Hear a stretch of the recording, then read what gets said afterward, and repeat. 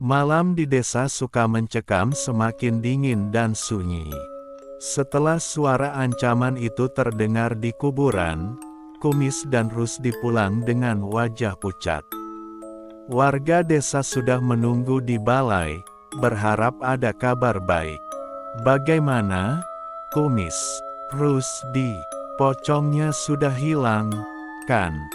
Tanya Pak RT dengan wajah penuh harap. Rusdi hanya mengangkat sandal gosongnya. Iya, Pak, pocongnya udah kelar. Tapi, ia melirik Kumis. Kumis menelan ludah, tapi kayaknya ada bos besar di balik semua ini. Suaranya gede banget, Pak. Bikin kuping gua pengen copot. Warga langsung riuh. Ada yang panik, ada yang berdoa, bahkan ada yang sudah bersiap-siap ingin kabur ke desa sebelah. Namun Pak RT menatap serius kedua pemuda itu. Kalau benar bos besar yang muncul, berarti yang kalian dengar itu genderuwo penghuni hutan larangan. Konon, dia sudah ada sejak ratusan tahun lalu, dan siapapun yang berani masuk ke wilayahnya tidak pernah kembali. Kumis langsung merinding. Lah, Pak, kenapa baru sekarang diceritain? Kan lebih enak kalau gue tahu duluan sebelum motor gua ditindihin pocong. Rusdi malah tertawa. Tenang, Miss. Kalau bener genderuwo itu ada, berarti inilah saatnya sandal gue unjuk gigi lagi. Malam berikutnya, desanya kembali diteror. Dari arah hutan larangan terdengar suara berat menggelegar. Pohon-pohon bergoyang seakan ada sesuatu yang sangat besar bergerak di dalamnya. Kumis dan Rusdi pun dipaksa oleh warga untuk menyelidiki. Dengan berat hati, Kumis menyalakan motornya yang kini makin rewel. Motor meraung keras, lalu mati. Ia menendangnya berkali-kali sampai akhirnya hidup. Rus, sumpah, kalau motor gua mati di depan genderuwo, gua bener-bener nyerah jadi pahlawan desa. Rusdi hanya menepuk pundaknya. Santai, Miss. Lo punya motor butut, gue punya sandal sakti. Kombo paling gila di dunia. Mereka memasuki hutan larangan. Suasana begitu mencekam. Pohon-pohon tinggi menjulang, suara burung hantu terdengar, dan bau bangkai tercium di udara. Tiba-tiba, tanah bergetar. Dari balik pepohonan, muncul sosok raksasa berbulu hitam pekat. Matanya merah menyala, tubuhnya besar dan berotot, dengan gigi panjang yang meneteskan liur. Genderuwo itu mengaum, membuat daun-daun beterbangan. Kumis langsung gemetar. Ya Allah, segede gaban, Rus. Kalau dia injek gua jadi gepeng. Genderuwo melangkah maju, setiap pijakannya membuat tanah bergetar. Suaranya berat, berani sekali kalian mengusik wilayahku, manusia tidak tahu tempatnya. Rusdi mencoba tenang, melepas sandalnya.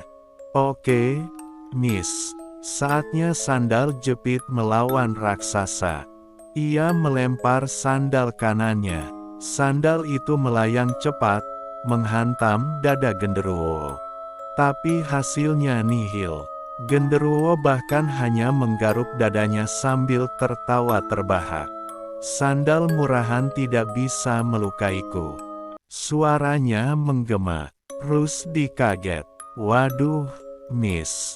Sandal gue mental kayak dilempar ke tembok. Kumis langsung panik. Rus, ganti strategi, cepat. Jangan bikin gua jadi sate genderuwo. Genderuwo itu meraih pohon besar, mencabutnya, lalu mengayunkannya seperti tongkat raksasa.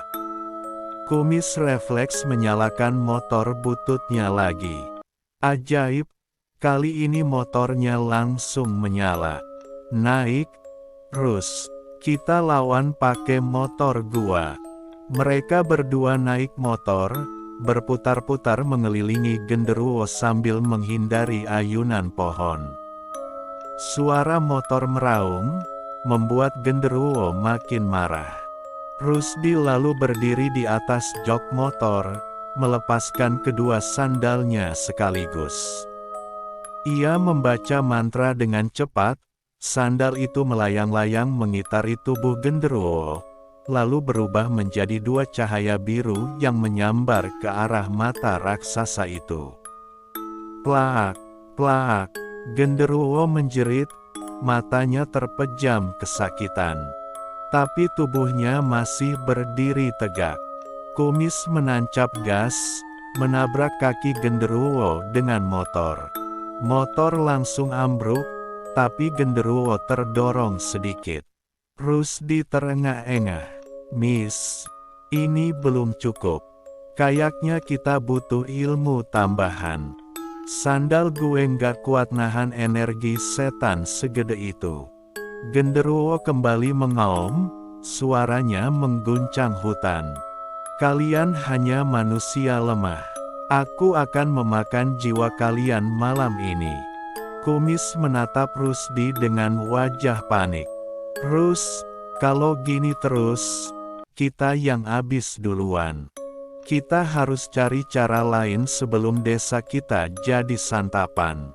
Malam itu berakhir dengan genderuwo yang masih berdiri gagah di tengah hutan, sementara Kumis dan Rusdi terpaksa mundur. Namun, sebelum mereka pergi, genderuwo mengeluarkan ancaman. Malam berikutnya, Desa Sukamencekam benar-benar diliputi ketakutan. Semua warga bersembunyi di rumah masing-masing, menutup pintu rapat-rapat. Hanya suara jangkrik dan angin yang terdengar. Namun dari kejauhan, langkah berat menggema. Duk, duk, duk. Tanah bergetar, atap rumah berderak, dan bau anyir makin terasa. Genderuwo raksasa itu akhirnya datang, melangkah ke tengah desa dengan tatapan merah menyala. Manusia bodoh, sekarang giliran kalian menjadi santapanku. Teriaknya, warga menjerit dari balik pintu. Namun, di tengah kegelapan, dua sosok muncul berdiri menghadang. Mereka adalah Kumis dengan motor bututnya, dan Rusdi dengan sandal jepit legendarisnya. Rus, kalau kita gagal, ini bakal jadi hari terakhir kita, kata Kumis dengan wajah pucat. Rusdi malah nyengir. Santai, Miss. Kalau gagal, ya berarti kita masuk berita besok, dua pemuda aneh tewas melawan genderuwo pakai motor mogok dan sandal jepit. Genderuwo mengaum keras, mengayunkan tangannya ke arah mereka. Kumis langsung menyalakan motor, suaranya meraung keras.